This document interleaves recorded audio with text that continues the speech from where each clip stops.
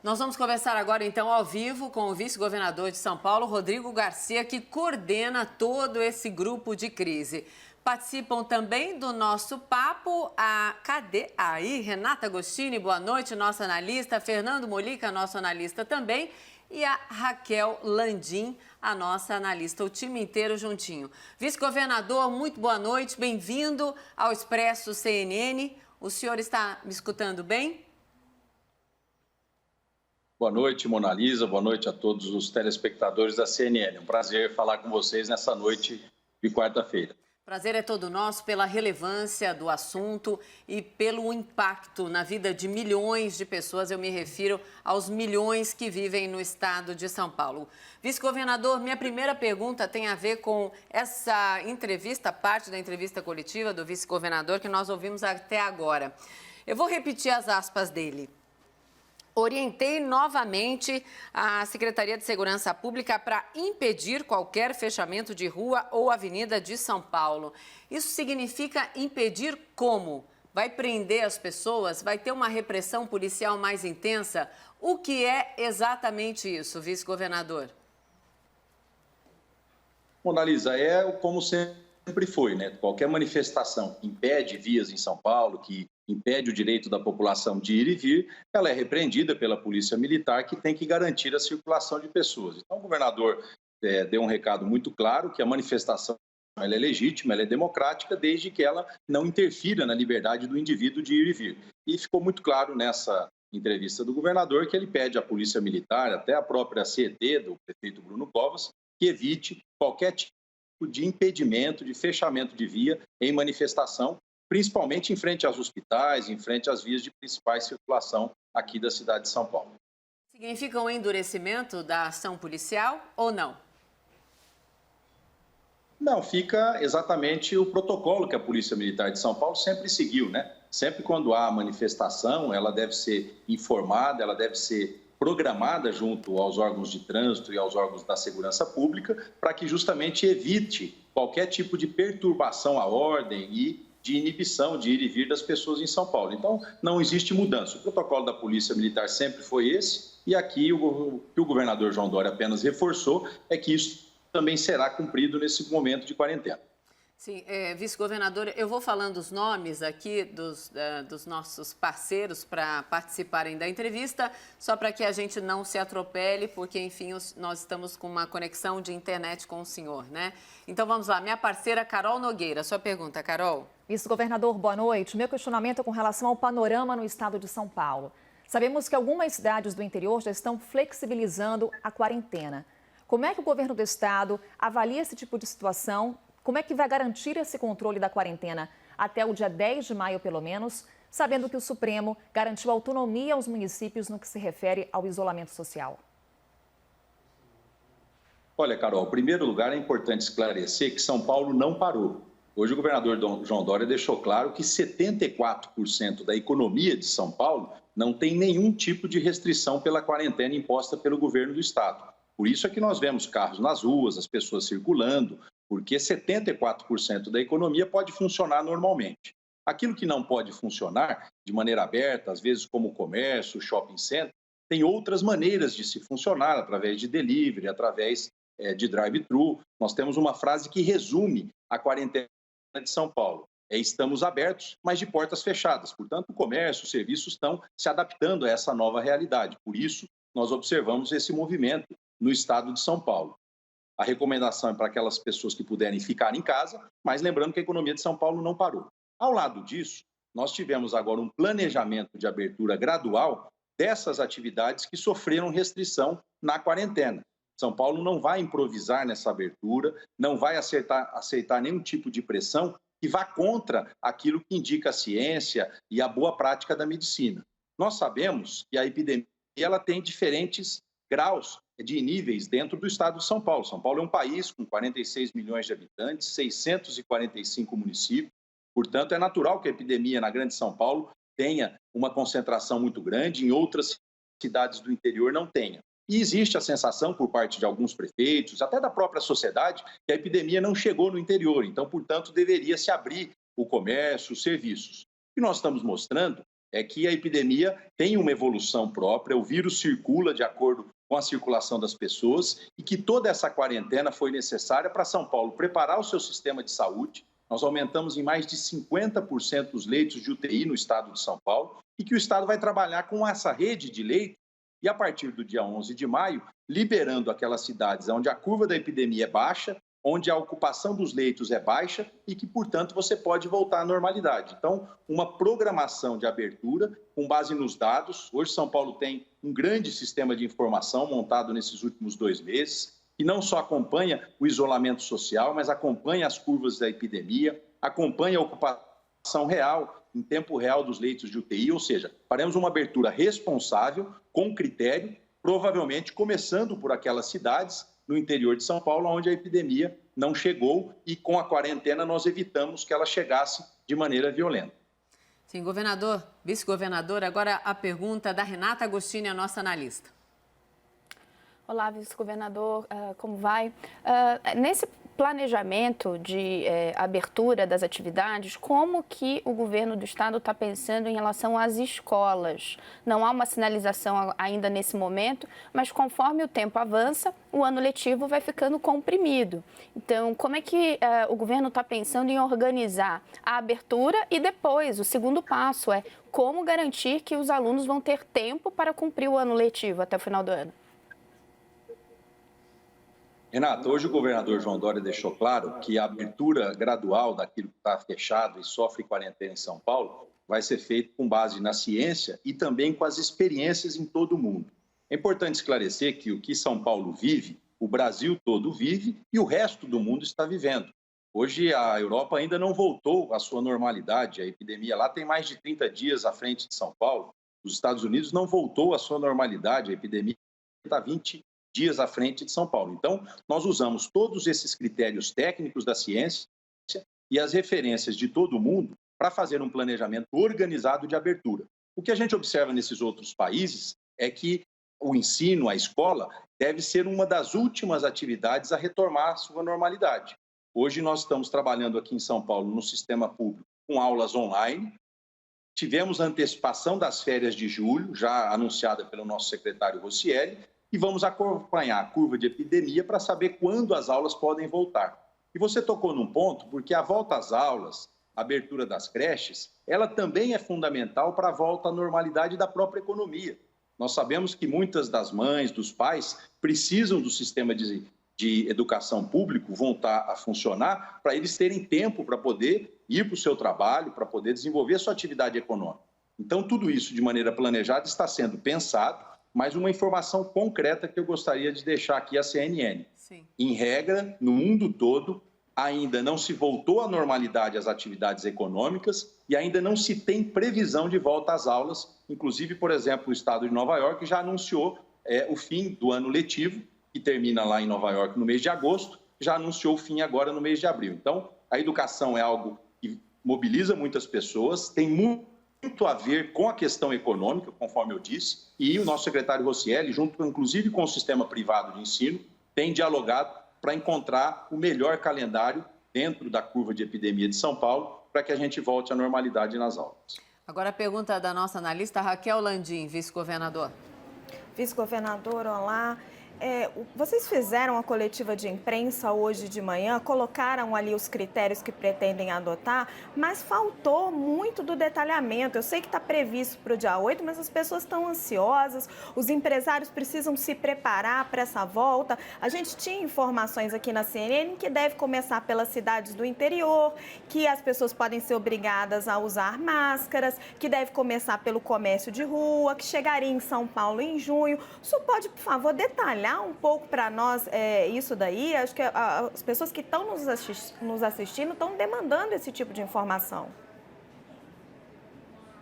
Olha, Raquel, o Plano São Paulo, anunciado pelo governador João Dória, ele se divide em duas áreas. Uma área que é a área da saúde, que através da curva da epidemia, através das testagens que nós começaremos agora a partir de 15 de maio em massa em São Paulo, e aos testes PCR hoje feitos pela rede de laboratórios, e a circulação do vírus, nós vamos poder ter claramente as regiões de São Paulo que estão menos afetadas e que, portanto, podem voltar à normalidade. Ao lado disso, uma grande pactuação que toda a equipe do governo João Dória começa a fazer com os setores organizados. Vocês citaram aí na reportagem a Associação Comercial, a Federação do Comércio, a Associação das Indústrias de Máquinas, ou seja, todo o secretariado agora está escalado pelo governador para abrir a interlocução oficial com esses setores, apresentar os protocolos de abertura que nós estamos propondo, com base em todas essas experiências internacionais e com base também naquilo que é adequado a cada setor. Esses protocolos serão debatidos com os setores econômicos organizados.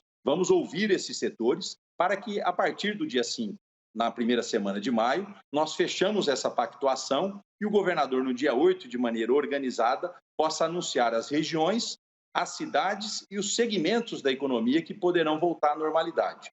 O que nós mostramos hoje, Raquel, foi justamente um plano estruturado, sem nenhum improviso, com base em critérios muito objetivos da ciência e principalmente critérios objetivos que o resto do mundo está seguindo, para que São Paulo possa dar o exemplo ao Brasil de uma reabertura organizada e programada da sua economia. Lembrando, Raquel, que 74% da economia de São Paulo está aberta. E o que nós estamos vivendo em São Paulo, o Brasil todo está vivendo e o mundo inteiro está vivendo quanto às restrições econômicas. Quando a gente olha nas ruas, a gente vê o impacto na atividade econômica, não dá a sensação de que 74% da economia está andando. E vocês devem ter alguma projeção interna. As pessoas estão muito aflitas para saber disso. Quando que o relaxamento deve chegar aqui na Grande São Paulo, na capital? Raquel, são duas coisas distintas. Primeiro, o que está autorizado a funcionar. Depois, a queda da atividade econômica. O que está autorizado a funcionar em São Paulo é 74% da sua economia. Agora, a queda da atividade econômica em São Paulo já passou de 35% esse mês de abril. Nos outros estados, essa queda de atividade econômica é ainda maior. E no resto do mundo também. Então, é natural que a economia mundial foi a primeira vez nesse século que ela teve uma interrupção de produção de riqueza. E isso fez com que a atividade econômica caísse em todo o mundo. E nós sofremos também com isso. Agora, é importante a gente esclarecer que 74% das atividades estão aptas e liberadas a funcionar e o restante com funcionamento parcial. Agora, essa queda de atividade econômica, a queda da renda, afetou todos os setores da economia do Brasil e de todo o mundo. Por isso é que nós estamos sofrendo, assim como o resto do mundo, essa queda de atividade econômica, consequentemente a renda do trabalhador. Agora a pergunta do nosso analista, o Fernando Molica. Boa noite. Eu teria duas perguntas, quer dizer, uma pergunta e meia para o senhor. Uma, eu queria que o senhor explicasse o que são esses 74% da economia. A gente sabe que o setor comercial hoje é muito importante e está praticamente fechado. Praticamente todo fechado, né? Funciona por entrega, enfim. O que está aberto? O que representa esses 74%? E outro ponto. Há uma discussão nacional sobre ajuda aos estados e municípios. Há um projeto, o governo questiona, foi aprovado na Câmara, o governo federal questiona. Queria saber qual é a situação econômica de São Paulo, se o estado, se não vier essa ajuda federal, até quando o estado resiste, se há risco de atraso de pagamento de funcionários públicos e também de fornecedores. Obrigado.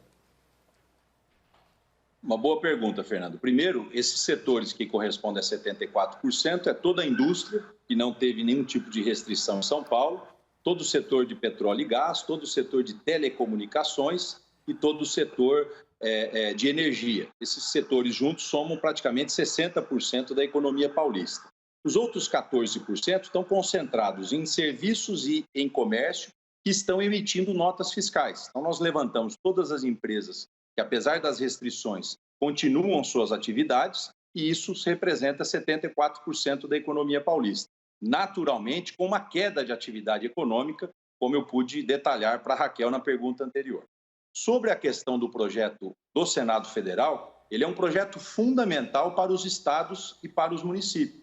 Lembrando que as UTIs, os leitos clínicos, o pronto atendimento, as UBSs, são de responsabilidade de estados e municípios.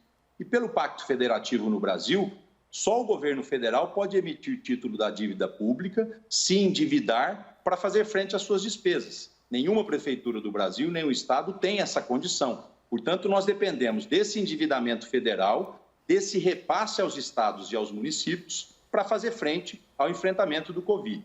Aqui em São Paulo, nós já anunciamos que a previsão de queda de arrecadação de ICMS nos meses de abril, maio e junho está da ordem de 10 bilhões de reais. Portanto, a nossa expectativa é que o Senado, com toda a autonomia do Congresso Nacional, encontre um critério objetivo para repor o ICMS dos estados, para repor o ISS dos municípios, para que nós possamos ter recursos necessários para enfrentamento a essa pandemia. O estado e os municípios não têm para onde correr, senão para esse endividamento federal, para fazer frente às suas despesas. É assim que é construído o Pacto Federativo no Brasil e é dado ao governo federal, através do Congresso, a permissão desse endividamento. E nós esperamos que o Senado vote isso rapidamente e que os estados e os municípios possam ter a reposição de parte dessas receitas que vão perder. Agora, inclusive o governador João Dória já deu entrevistas a esse respeito, nós queremos sim receber esse apoio para todos os estados e todos os municípios e acreditamos que esse apoio deve vir acompanhado de contrapartida. E isso está aberto, essa contrapartida. Os estados não poderão fazer benefício fiscal e buscar recursos no governo federal. O estado não poderão inchar a máquina pública, né? Todas essas contrapartidas que o Senado tem discutido e que a Câmara iniciou essa discussão, mas não colocou no texto de lei, elas são importantes e o fundamental é que ainda no mês de abril o Senado Federal possa concluir essa votação e repor essa perda de arrecadação para estados e municípios. Vice-governador, mais uma vez, Mona Lisa, hoje na coletiva do governador João Dória, ele falou, né, sobre o plano todo e também sobre aquela classificação dos municípios paulistas, né, nas categorias verde, amarela e vermelha. Eu tenho uma pergunta ao senhor, até porque nós sabemos que o senhor passou a tarde fazendo reuniões ali com o secretariado, o senhor, né, que está coordenando esse gabinete de crise, vamos dizer assim, no estado que tem a maior relevância econômica no PIB brasileiro, né? Quando a gente pensa na relevância individual de cada estado. A minha pergunta para o senhor é a seguinte: quais são esses locais da chamada Zona Verde que são aqueles locais que têm menos casos e leitos desocupados em São Paulo e que poderiam, então, voltar antes? O senhor poderia adiantar isso? Olha, Mona Lisa, isso é algo que muda conforme o tempo. Naturalmente, hoje, se a gente olhar a concentração de casos da epidemia e, consequentemente, a ocupação de leitos, isso está muito concentrado na macrometrópole de São Paulo. A macrometrópole de São Paulo é a capital e a região metropolitana, a região de Campinas, a região de Santos, a região de São José dos Campos e a região de Sorocaba. Nessas 5 regiões aqui em São Paulo vivem 75% da população. E elas sozinhas são responsáveis por 94% dos óbitos e também dos casos de Covid. E é nessa região onde o sistema de saúde está mais ocupado. Nós estamos batendo na casa aí de 70%. Existem regiões do estado, como Araçatuba, Presidente Prudente, que têm um nível de ocupação menor dos leitos, da ordem de 25%, 30%, e também um nível baixo de epidemia. Agora, é precipitado dizer hoje qual região que abre e qual região que fecha. O que nós deixamos claro, que os critérios serão esses, de curva epidemiológica, de capacidade de atendimento, de capacidade de testagem. A partir disso, se coloca os municípios que estarão autorizados a abrir, aqueles que estarão autorizados a abrir com restrições e aqueles que devem permanecer fechados. Agora, olhando o retrato de hoje, naturalmente a curva da epidemia e a ocupação dos leitos é muito grande na região metropolitana de São Paulo, que é onde nós temos toda a nossa atenção voltada. Inclusive, se necessário for, a região metropolitana de São Paulo contará com a retaguarda de leitos do interior de São Paulo. Nós temos um sistema único aqui nos leitos de hospital de São Paulo. O governador João Dória aumentou em 50% o leito de UTI em São Paulo nesses 40 dias e esses leitos estão à disposição para o combate à Covid. Então, se por acaso nós estivermos próximo da saturação dos leitos aqui na região metropolitana de São Paulo, nós começaremos a usar esses leitos vagos do interior para que nenhum paulista, nenhum brasileiro de São Paulo fique sem atendimento. Vice-governador, quanto que a pressão política das manifestações dos últimos finais de semana, mas especialmente desse, foi determinante para todo o plano de reabertura do comércio de São Paulo? Monalisa, nenhuma pressão está sendo aceita pelo governador João Dória desde o primeiro dia. São Paulo foi o primeiro estado que entrou em quarentena e mostrou as razões por que entrou. É o estado que prorrogou a quarentena e mostrou as razões por que prorrogou. E nós estamos aqui fazendo aquilo que é necessário para salvar vidas. Desde o primeiro momento, nenhum governador faz uma quarentena porque acha bonito ou porque quer, faz porque é necessário. E nós estamos fazendo tudo com base na ciência, com base nas informações do Centro de Contingência Médica de São Paulo, que é composto pelos grandes epidemiologistas do Brasil, que orientam o governador João Dória, e o governador João Dória não teme, em nenhum momento, tomar atitudes que aparentemente pode até fugir da compreensão imediata de um ou outro setor da atividade econômica, mas que, com o tempo, todos vão reconhecer que a prioridade foi, sim, salvar vidas em São Paulo e, ao lado disso, buscar uma recuperação econômica. Hoje, o problema que nós estamos vivendo em São Paulo é um problema que todo mundo vive. O inimigo comum de todos é o vírus. Ninguém gosta de uma queda de atividade econômica, ninguém gosta de enfrentar uma pandemia. Agora, os governos têm a obrigação, e o governador João Dória faz isso, de fazer aquilo que é necessário, não necessariamente aquilo que um ou outro grupo da sociedade pressiona para ser feito. Vice-governador Rodrigo Garcia, muito obrigada por esse tempo aqui ao vivo conosco, aqui na CNN. Uma boa noite ao senhor e, claro, tenho certeza que voltaremos a conversar porque o assunto é urgente e influencia diretamente a vida, a economia, a rotina de milhões de brasileiros, paulistas e paulistanos. Muito